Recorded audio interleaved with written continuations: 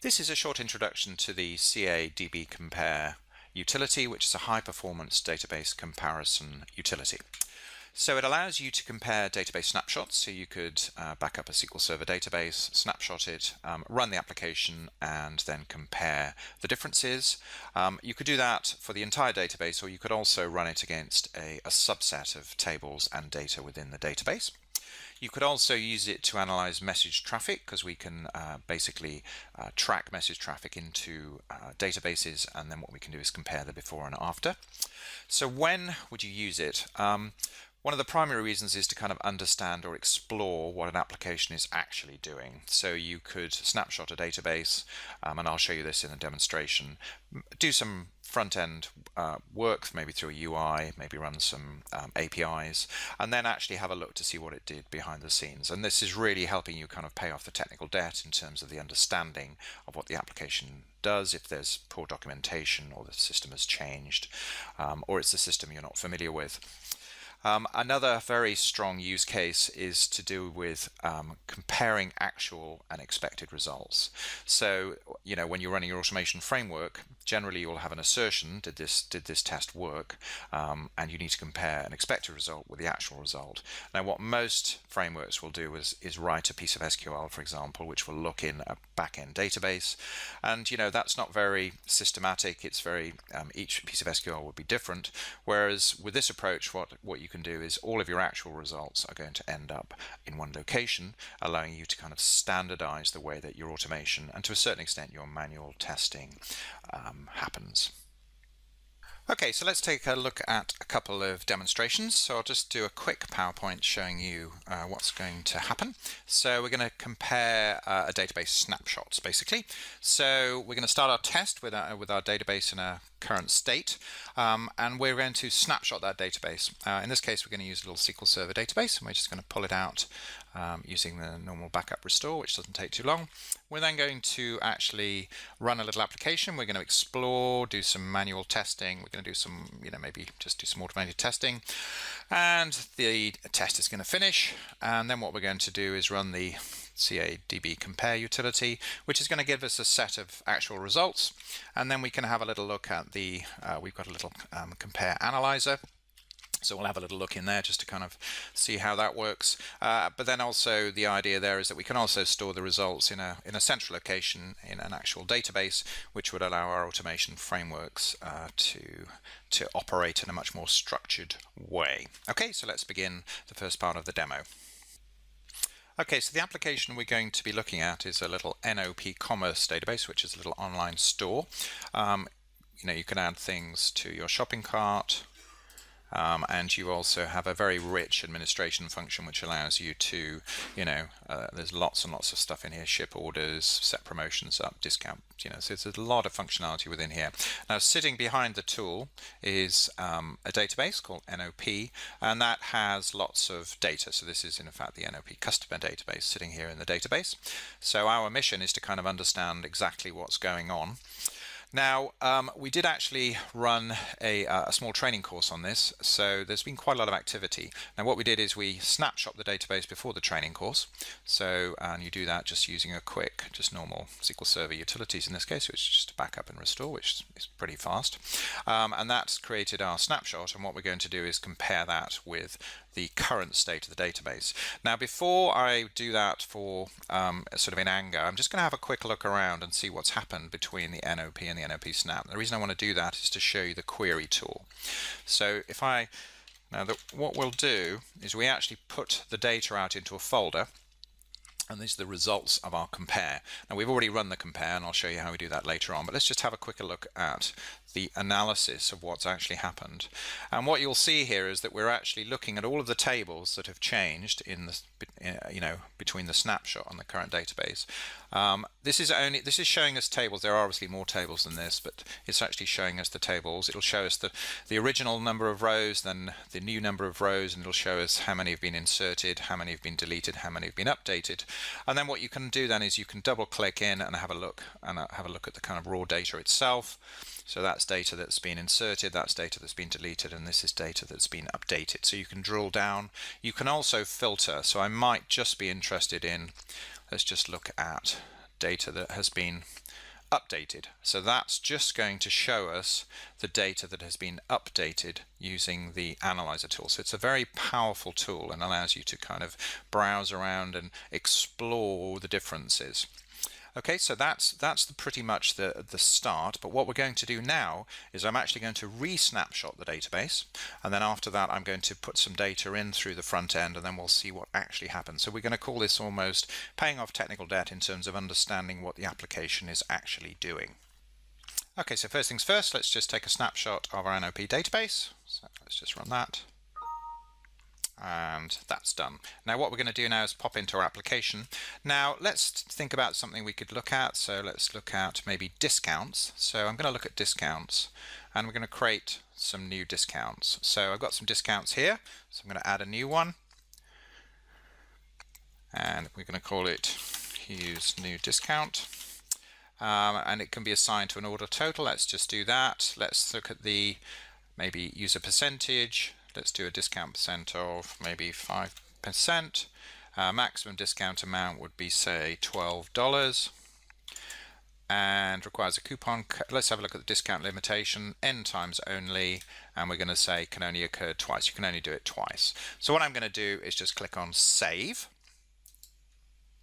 And now we've made a change to our database. So now what we need to think about is actually running our database comparison utility just to see what's happened between the previous state when we backed it up and the information we've now actually put in through the front end.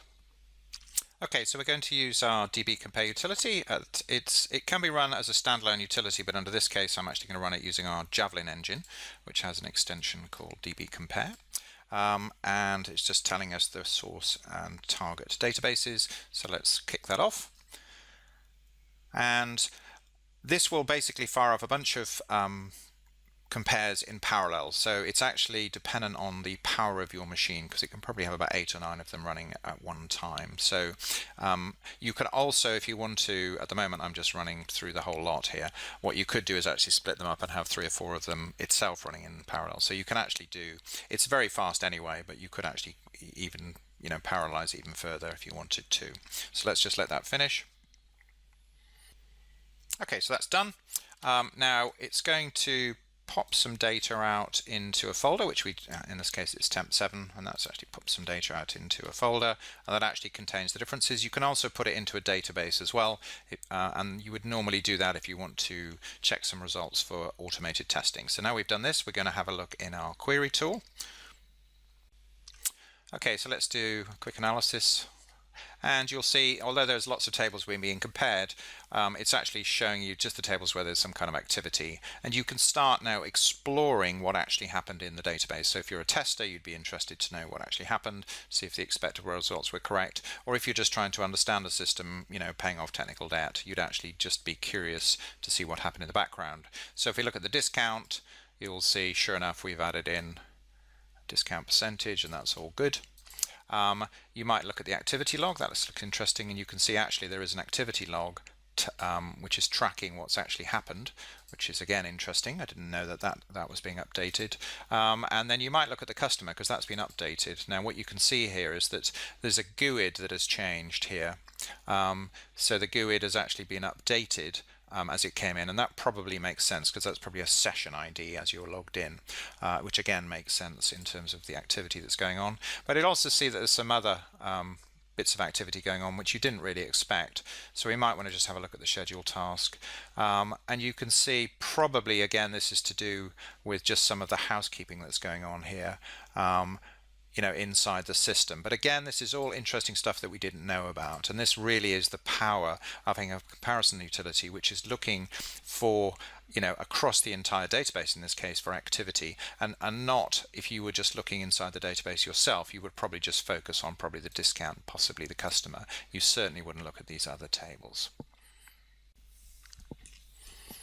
Okay, so let's move on to a slightly different version of the comparison, and in this case we've got a very large database, and I don't really have time to be comparing millions and millions of rows. So what I'm going to do is pull out a small subset or a snapshot of a section of the database, something that's manageable, maybe a million rows or something like that.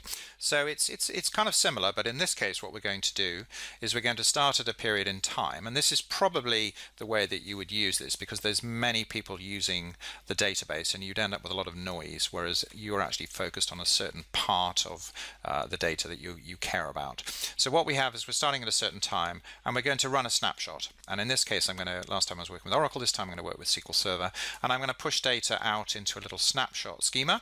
We're then going to do some application under test. Now what you'll see is, again, we're going to do some exploring, we're going to do some manual tests, maybe some automated tests, but there's also some other activity going on in there because there's other developers and testers. Then we finish at a certain time, and then I'm going to do another snapshot, which is snapshot number 2. And then the next thing that's going to happen is we're going to compare the two snapshots. So we've actually kind of taken the data out and stuck it into a little separate schema.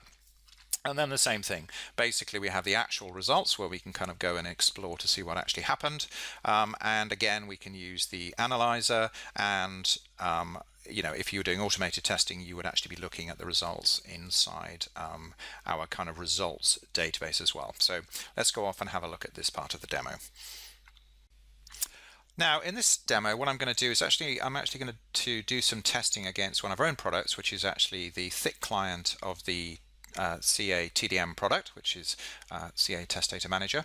Now it has a back-end repository which is currently sitting in our schema called GTREP31. It's got a bunch of tables in there and it's got loads and loads of data.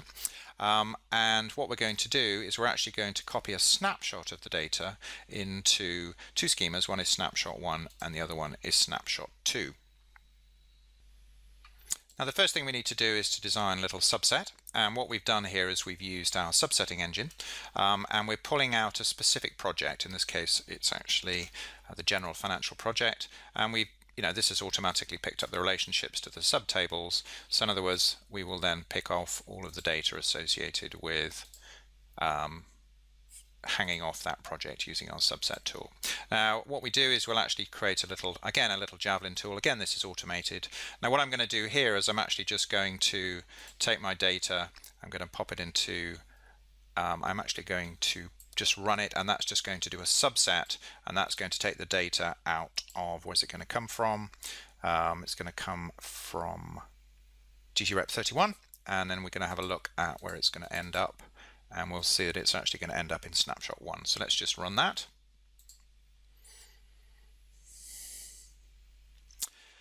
Now this is running and it uses a very high performance bulk copy utility. So in terms of copying data, it's very fast. So you can copy millions of rows in seconds, and again you can run this in parallel. So this is just a way of quickly sticking the data out and putting it into that snapshot database. You can see we're literally hammering through millions of rows here.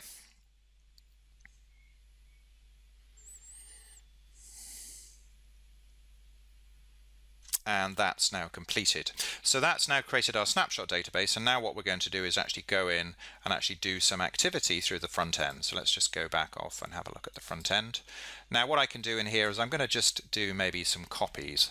So if I look at maybe something like, let's look at my test packs here, and I'm going to take, let's take maybe bundle 3. I've got some data there, and I'm just going to test my copy. Now I'm going to do, in DataMaker, there are 3 different ways of doing copies. So the first thing is just do a straight copy with an inherit.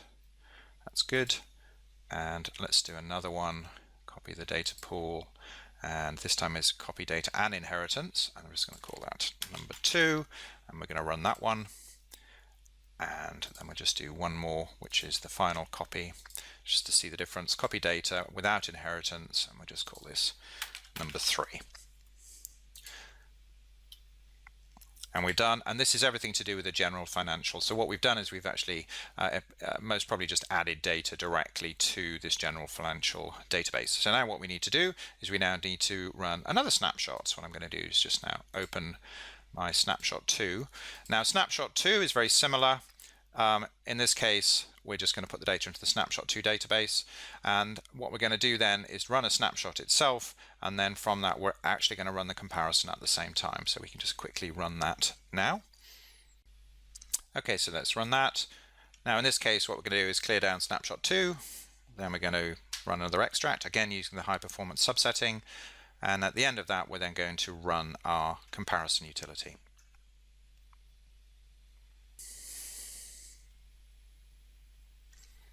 Okay, and we're done. So what we're going to do now is go off and have a little look in the DB query analyzer, just to kind of see what we've actually done to the database. Okay, so let's just run the analyze. Again, there are maybe 100 or so tables, but we just pick the ones that we're interested in. You can see, as kind of expected here, that we're adding a lot of new data, and we've got some updates here which look interesting. So let's just start with the basics.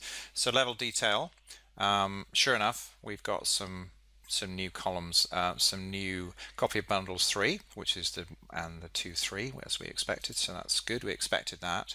Now, one of the types of copy is called an inheritance copy, which should have created a link which links back towards towards a different table. And sure enough, yeah, instead of doing a copy, we're doing a link like so. And then what we can do then, just close that. And then what we can do then is have maybe a look at, so if you look at something like test row, and again, we've gone down to a pretty granular level there. There's been a large number of additions there, but we'd have to probably go through those in some detail just to make sure that the data in there is correct, or we understand it. The one that's interesting is this, and similarly with test column, which is actually the kind of raw data that we copied. And then let's just have a look at this DTREP blob. Now there's 21 updates there. Now what's actually happened for blobs, what we're doing is we're actually just telling you there's been a difference in terms of the actual checksum of them. So although the data itself, the core data itself hasn't changed, that all looks exactly the same. It looks like what we're actually doing is bringing the blob in and putting it back out again, which is interesting. So that's kind of teaching us a little bit about how the application actually works under the covers. And again, it might be worth having a good look at that. So hopefully you get the idea here that we've pulled out a subset, we've been able to do some work. And if we were migrating this application to maybe a service layer or something like that, we could maybe perform a similar type of action and compare to make sure that it's actually performed the same type of inserts and updates that we had using the thick client in the tool. Okay, so just to summarize up, CA DB Compare, a high-performance database comparison utility, a versatile comparison tool that helps you understand how applications work and, paying off technical debt, truly understanding what's happening under the covers, rather than always looking where you expect the data to be. And as you could see, even with that GTREP blob, something's going on in there, which is probably worth taking a quick look at.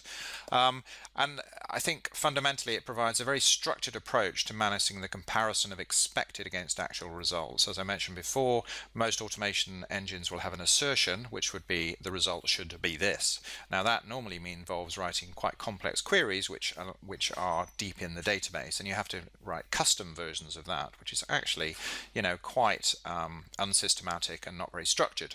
If the model changes, you've got to change your query and so forth. Whereas actually, the results are all stored in one central location now, so you can pretty much just change all your automation frameworks to look in that location for the actual results and compare them with the expected results. Hopefully you can see it's a powerful tool to help you improve your testing, also to pay off technical debt, and really, it's kind of sort of fundamental to this idea of, driving faster, and higher quality in the new sort of DevOps world.